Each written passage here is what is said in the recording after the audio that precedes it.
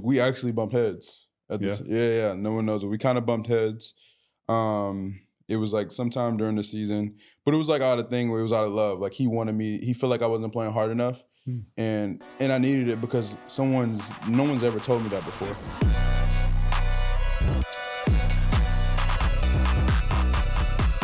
Hello and welcome to the show on the Heat Podcast Network. We are joined by Davion Mitchell. Very happy to have you here. There's a lot to get into with the Heat, with basketball. I'm going to pick your brain about defense, love all that. But before we do that, let's get into where you're from. I have not spent a ton of time in Georgia. I certainly haven't been to Hinesville. So if you could describe it to someone who hasn't been there, hasn't experienced it, what's Hinesville like? What's it like growing up there?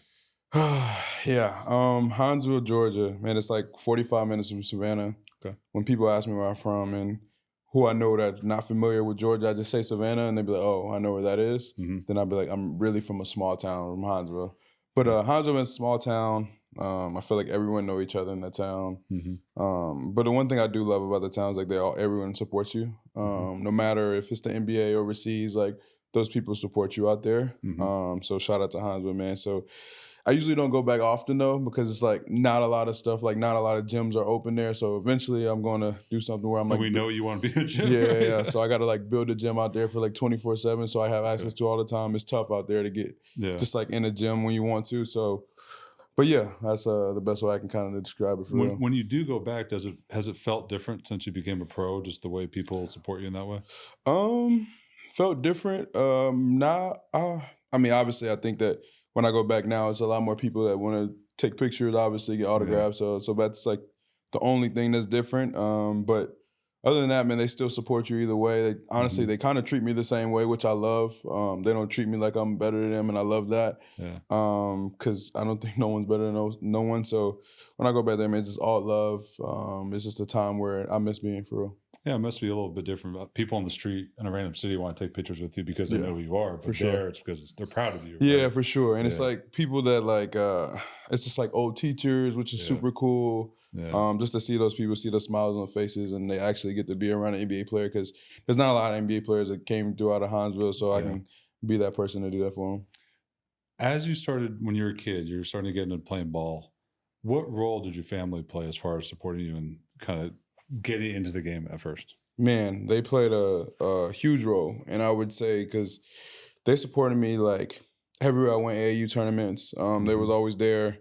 Well, the people that can usually make it's either my grandmother, my uncles, or it was always somewhere in a part of my family always watching me play. So they always supported me. They support me to today. They try to get out there. It was a little bit tough when I played in Sacramento and I played in Toronto. It was a little bit tough for them to do that, but they still came as much as they could. But they played a huge role. I mean, I think that, like, especially my uncles, they kind of like not put the basketball in my hands, but they kind of did. Like, they all play basketball, so they taught me a lot of things about the game. We always talk about basketball with each other, so I mean, they played a huge role for sure. What kind of what part of your style, the way you approach, did your uncles, do you think, influenced? I think just like the point guard role. I feel like all three of them were like point guards. So they had like the mind of a point guard who not was just a guy who can get their teammates open, who can handle the ball, and I think all of them was real fearless competitors, and I think that's where I got it from, honestly, just to always compete. And my father too. My father is like a really huge competitor, so like I think I got that grit from them. They always wanted to win. I remember even when I was like in college, maybe like my last year at Baylor, and my uncle who barely plays basketball, and we had like a open gym, and like he will always guard me, like no matter what. He like, I'm guarding him no matter what, and he's a tough defender too, so I had to kind of like, all right, I got to kind of play for real. I can't let him beat me. So it was always that competitive nature that I think I got them from, for sure. Could you call fouls when your uncle's guarding you, or is it just you couldn't live with yourself if you did that? Yeah, I mean, honestly, I didn't really call too many fouls, honestly. I ain't gonna lie though, I did call sometimes. I feel like, all right, we about to lose, so let me call this. Nah, but it was always just a competitive nature, man. Yeah, for sure. I would love to know about that tattoo on your shoulder. If you would tell us a little bit about it and what the digits mean. Yeah, it's my mother. Love my mom. Shout out to my mom, Davion Mitchell. And we both was born at the same time, 2/16. So it was like one of them things that, it actually is kind of funny. Like when you add all these numbers together, it equals 9. And I was the 9th pick. It was just like a little story that we have, and 4 + 5 is 9. That's why I'm 45. So it was kind of like a little story that we have. Do you believe in that kind of stuff at all? Like, you know? I mean, yeah, I believe in God. So I think that God, for a reason, I don't know, it made me the 9th pick. God for a reason was born at the same time. So yeah, I would say I believe in it for sure. Cool. So when getting back to your youth basketball experience, were you always the best player on your team? No, I think that I actually have a best friend. I think around middle school named Davion Mitchell. We're super close. And we're not related, but we're like that's like close friend. That happens to you a lot. They're not related. I know it's crazy. So super close. We're still close to this day. I hang out with him all the time. And I think around like 7th grade, maybe 7th or 8th grade, he was like the best player on the team at the time. And I went to private school at this time, and he was the best player. People around town knew him. Like he was like really good. And I think he kind of like he was just a little bit older, so like I think he peaked a little bit faster than a lot of people, honestly. And at the time, he was dunking, he was just more athletic, and I wasn't there yet. And I think that over time, as I kept working extremely hard, and obviously I had the opportunity to show what I can do and becoming this in the NBA. And he still hoops to this day too. Yeah. So I mean, but it's a close friend of mine. But I wasn't always the best player on my team. But you had someone to chase in a way, so it for kind sure of motivated you. For sure, every single day I try to play against him.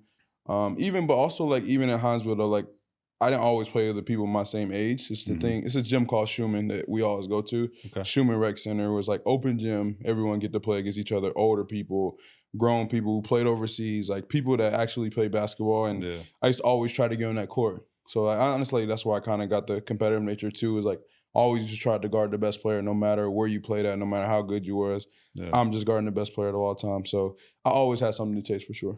How old were you when they finally let you on that court? You remember your first time? I ain't gonna lie, I was pretty young. I think that I was always like a solid defender. Okay. So like I knew when I was guarding the best player that I could be on that court no matter if I couldn't score or not. I'm always guarding the best player, making it hard for him. So I got on there pretty early, probably around like 6th or 7th grade, honestly. I was just up there playing. Impressive. Did you play anything else? And I asked because you very clearly have football. I played. I'm not gonna lie. I played many sports. I ran track. Growing up, played football. Obviously, played baseball, soccer. My family honestly just put me all into sports, just so I wasn't focused on one. They wanted to see which one I loved, and obviously I chose basketball. But football was a sport where I felt like I could have been really good at too, especially like cornerback or safety, something like that. Just because of my foot speed, and I feel like I can change direction and stop. But I just didn't like playing outside, honestly. Yeah. Like even when I was in middle school, that's when I really stopped playing football. When it was like super cold and we still got to go out there and hit. I'm like, I can't do this. Like, and then when it's hot, you still got to put the pads on. I'm like, nah, that's not me. So I want to always be inside for sure. I feel you. I feel you. What point did you start thinking? I mean, you're playing all these sports, and you said you chose basketball because maybe I'm assuming that you felt like you had a future there. But when did you actually start to think this could be something that goes beyond just, high school sports? Yeah, I would say that at the time, I think I was in 7th grade and I was playing like local AAU, and I wasn't really getting any looks. But it was a team called the Georgia Stars who my uncle lived in Atlanta, which is based out of Atlanta. It's a EYBL team. And this coach noticed me one court and he was like, yo, I want you to play on our team. And it was a Nike circuit. So I was like, oh, this is perfect, right? Like that's when, and then 8th grade hit. It was like 8th grade summer. I think it was like the best basketball I played. Like I was just hooping on the EYBL. I played really well at Peace Jam. I think we won Peace Jam actually. And I played really well. And that's when I started getting looks. And I'm like, oh, this can be a thing because I'm getting my name noticed off of this one tournament. I'm just as good as even the best player that's here. I think I could do something with it. And I just worked extremely hard. And after that, it was up from there. So, man, just sometimes it's that butterfly effect where like one person saw you on the right day. One person is crazy. One coach seen me. He's like, bro, I really want you to play on my team because he seen how hard I was playing. And then after that, I got the opportunity, and then it was just over with. Like I'm not gonna lie, I played extremely well in Peace Jam. That really helped me. That's when I first got my college offer. My first college offer was Cincinnati. I remember I was at my friend's house. It was like 11:59. I was like the first day when college coaches didn't call or whatever. Cincinnati called me. I was like, oh yeah, I think I could do something with this. What was your reaction when you were at your friend's house? What were you guys doing? We literally was playing a video game. Me and my friend named Antoine, he probably don't even remember. We literally sitting on the couch playing video games, and they called me. I was like, bro, that was Cincinnati. We started going crazy. Yeah. It was just an amazing feeling. It's gotta be incredible. Yeah. So you end up choosing Auburn, and it seems like things didn't quite click there that first year. What What wasn't working? What what went behind that? I wouldn't say nothing was working. I just think that it was at the time it was a really good guard there who's all SEC named Jared Harper. He was really nice, and a guard named Bruce Brown. And I was a freshman coming in, and they had 2 more years left. So I'm like, they're like, I don't think they're going to the NBA this year or next year. I think that I need to transfer so I can get an opportunity. I didn't want to wait 2 years. So I'm like, I didn't really have a good freshman year, and I was like, if I sit out, I'll be okay with that because I get to get better the whole time I get to get better. Yeah. And then when I come in, I'll be ready. But the thing about Auburn, which I loved about, is I learned a lot from Jared Harper. Like he was like my first person I seen work hard every single, like he knew how to work every day consistent, and that's what I kind of learned from him. And honestly, if I wouldn't have went to Auburn, I probably wouldn't have got that trade. So it all worked out amazingly. I still targeted Jared Harper today and Bryce Brown. So it was like, it all worked out, honestly. So it sounds like a good experience, and some of the timing just wasn't right. For sure. I think like it was a thing where like I learned, even when watching him play, like him taking over games, him being a point guard, him being a leader, like little things that I watched every day. Like I'm in the gym with him every day, watching how he goes about his day. Like I'm kind of just picking up on things because I think I knew I was transferring like in December. Like I knew early. It's fast. I knew really early. So I'm like, all right, let me just pick up some things while I'm still here, play the best basketball I can play. Because at the time it was a little bit tough because going from high school to college was tough. I mean, I think that, especially for me, I thought I was the best player in the state, especially in Georgia, little Hinesville, Georgia, thinking I'm good, and I go into college, everyone's just as good.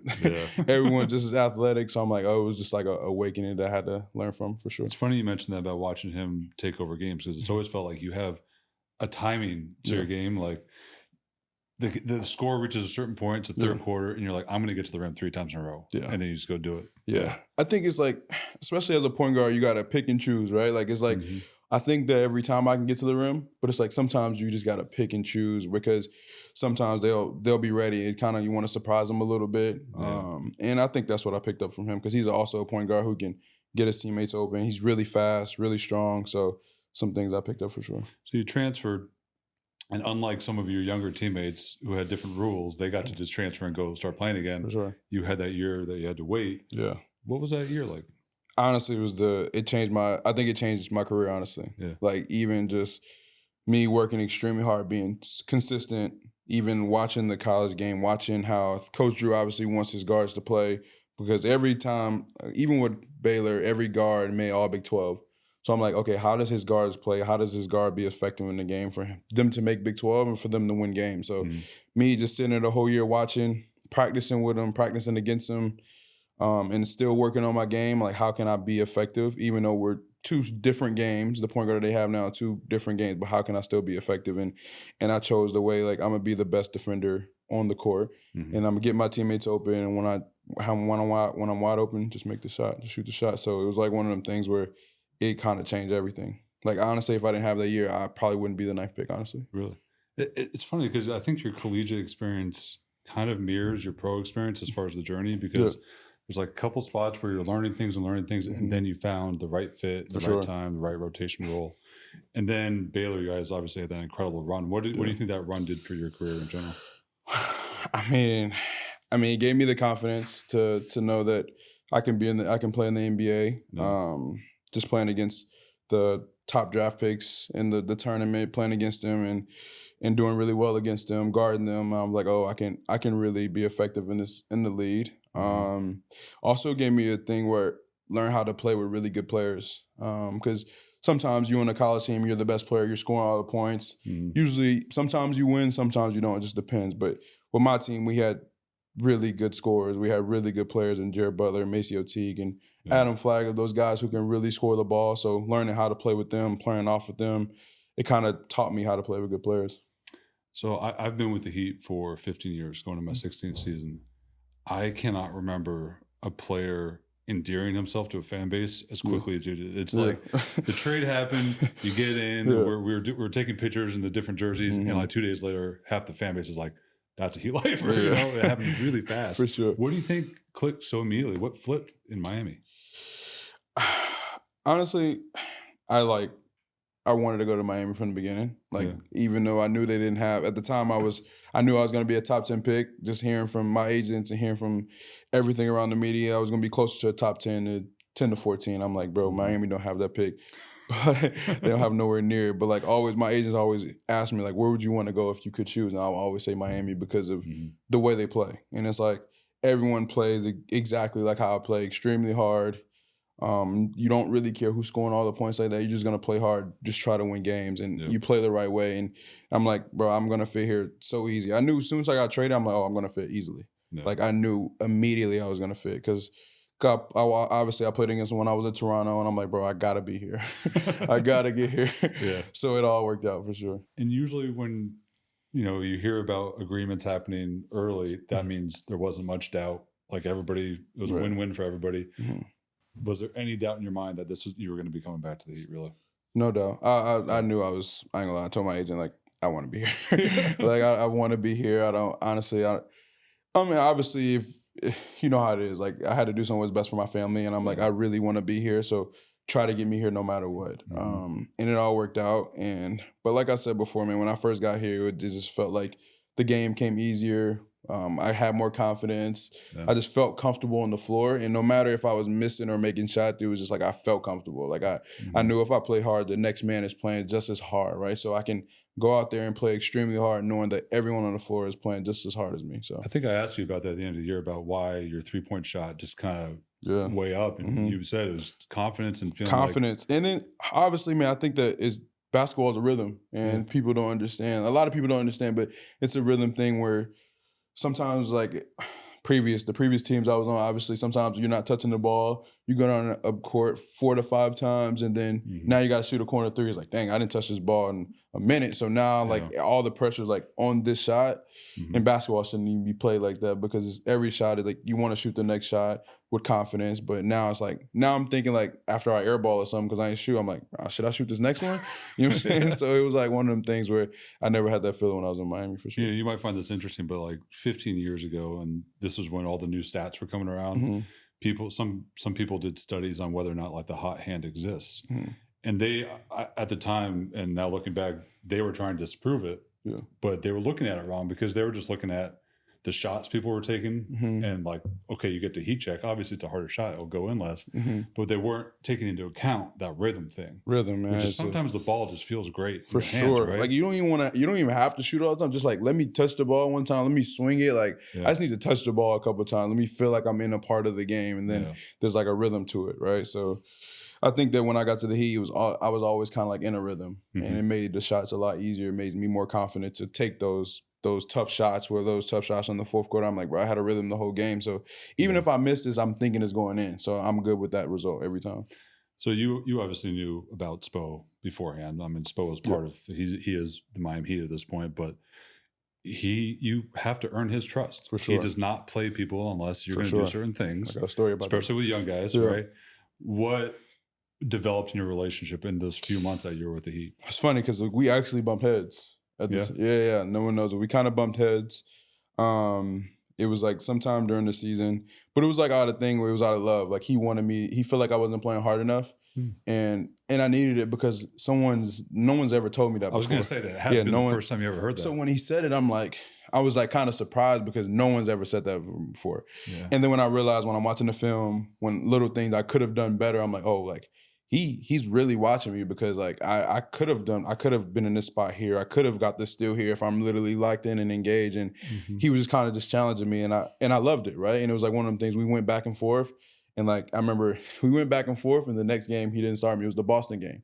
Well, I didn't start, but honestly, after he didn't start me, it was like that's when I was playing really well. Like when I came off the bench and I had like 3 steals, I was just playing really well off the ball, and it was because he challenged me and I needed it. So it was like one of them things that conversation just made us much closer. And like now today, like we have those hard conversations because we had it at the beginning of our relationship. So now it's a trust thing where I understand like he's not supposed to trust me, right? Like he's been coaching these guys that he had before for maybe a couple years now. I'm just a new guy. So he's not supposed to just say, oh, I trust him now. So I get it.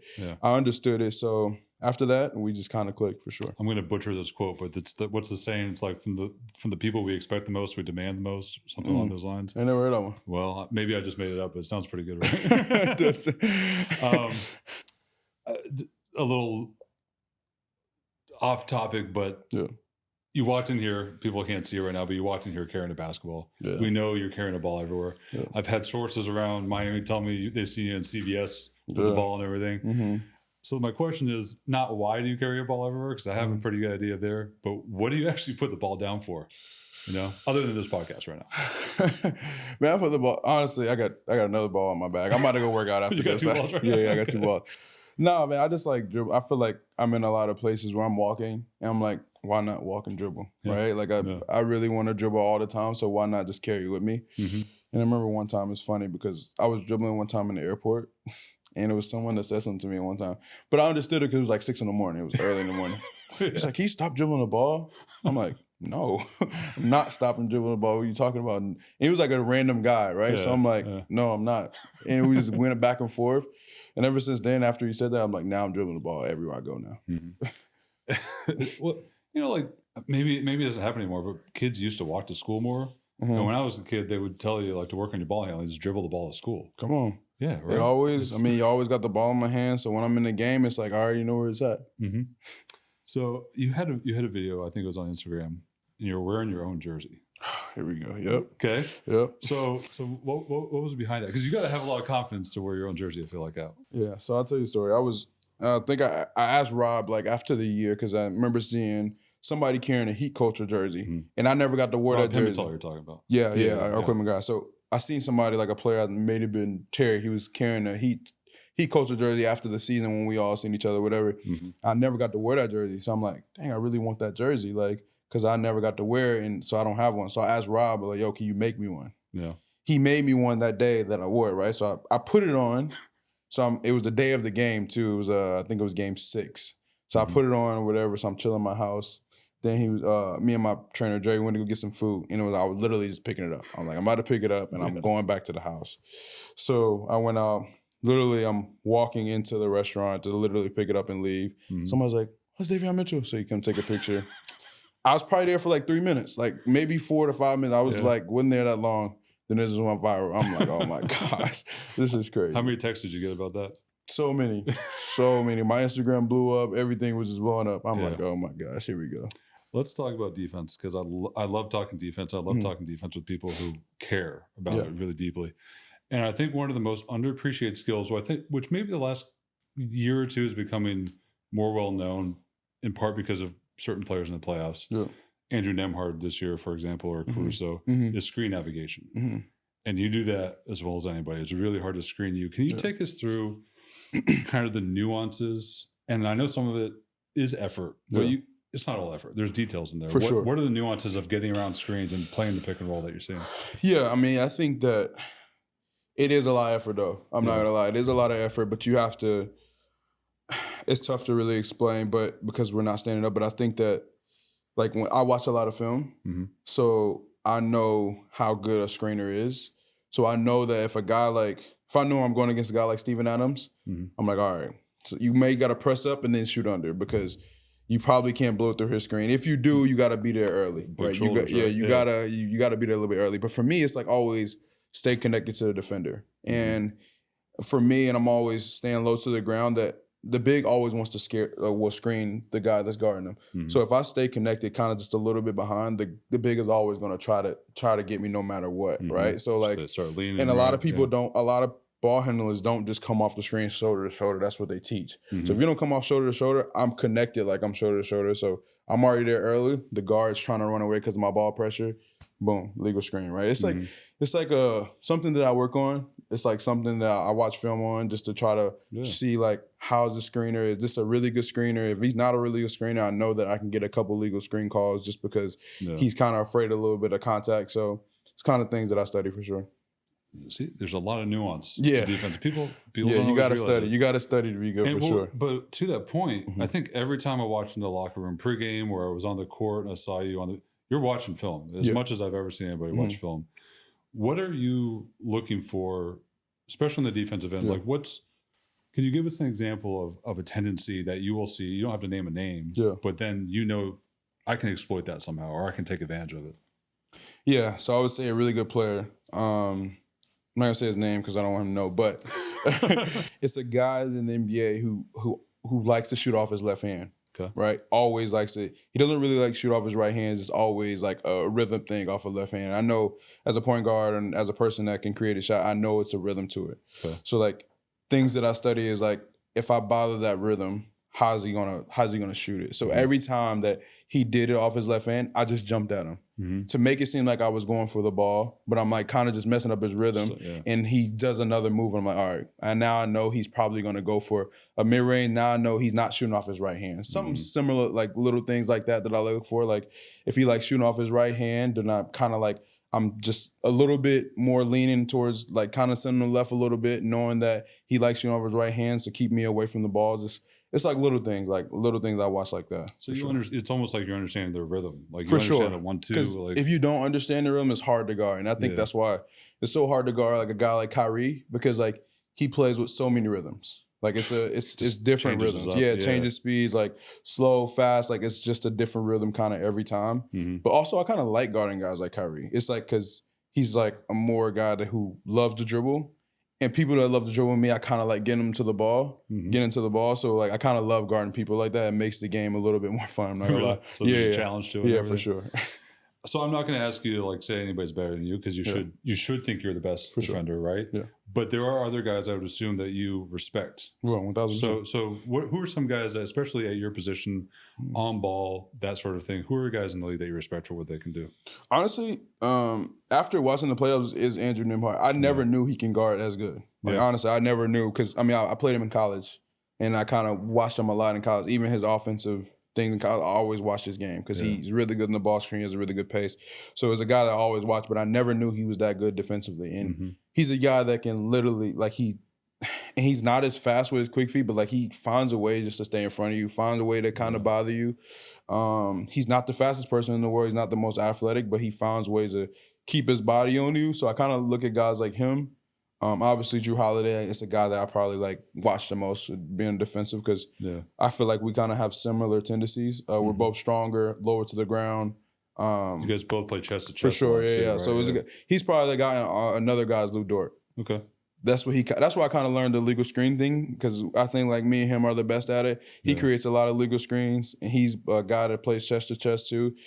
He's a lot more like swoller than me, but like he finds ways to take chest to chest, which I love. So I watch those guys for sure. Yeah, another guy who could have played football if he really wanted to, right? 1,000%. Yeah.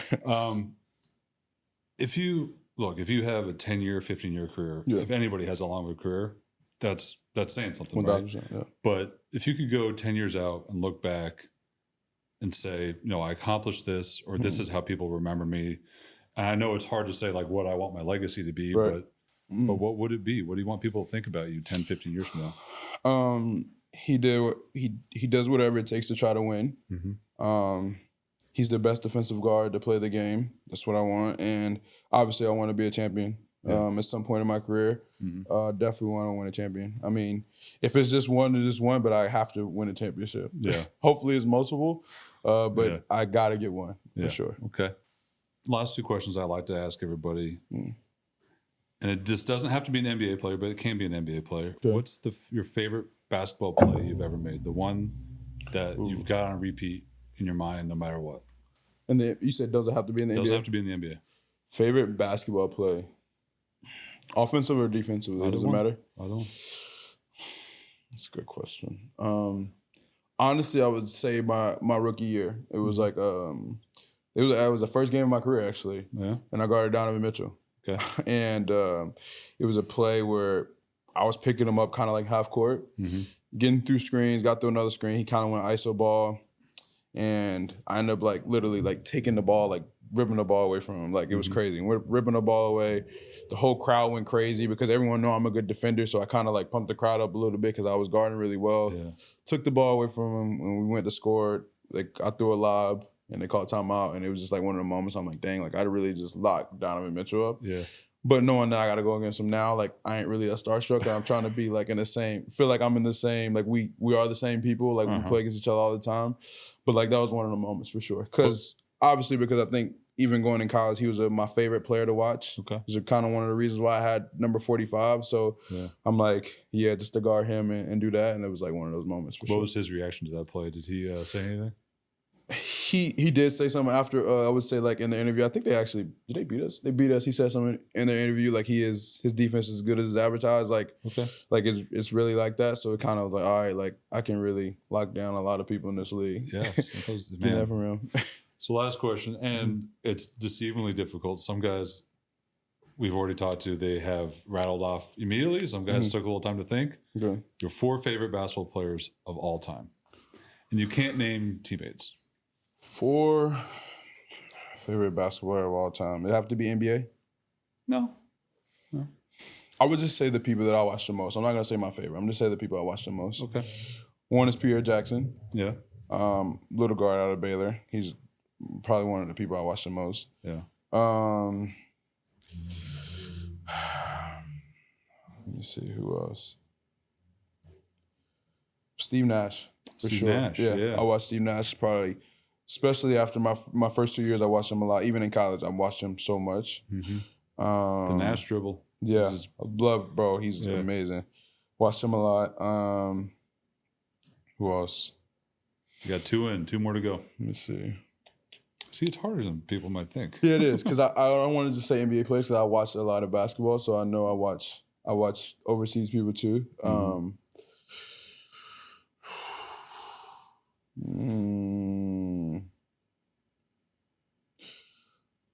not gonna lie. I'd probably say I watched a lot of Chris Paul. Yeah. Watched a lot of Chris Paul. He was actually the first person I ever talked to, like, when I got to the league, because we were the same agency. He was the first person I ever talked to in the NBA, like, had dinner with him. Really? We had he told me the whole 9 about the NBA, of how you can be a leader or how you can be out this league. Like, you got to play a role, especially coming in with other guards. So he taught me a lot. I would say him. Okay. I'm not gonna lie. I watched De'Aaron Fox a lot too. Okay. Yeah, he was one of those guys that, like, seeing him play every day, like, in practice, in the game, like, bro, he had so much game. I watched so much film. Did defending him a lot? Did that make you better? 1,000%. Yeah. 1,000%. Every day, like, knowing that he's, like, one of the best guards that can get by anybody anytime he wants, and being able to sometimes contain that, I'm like, oh, I can definitely contain a guy who's just as much as slower, like, because I'm just as fast and I'm just as strong. So he helped me out a lot for sure. He's definitely one of those guys I watch. Well, I feel like I could talk to you about defense for hours, but we've got a whole another season coming out. For sure. Looking forward to seeing you again in the Heat jersey, and thank you so much for joining us on our podcast. Yeah, no problem. All right, take care.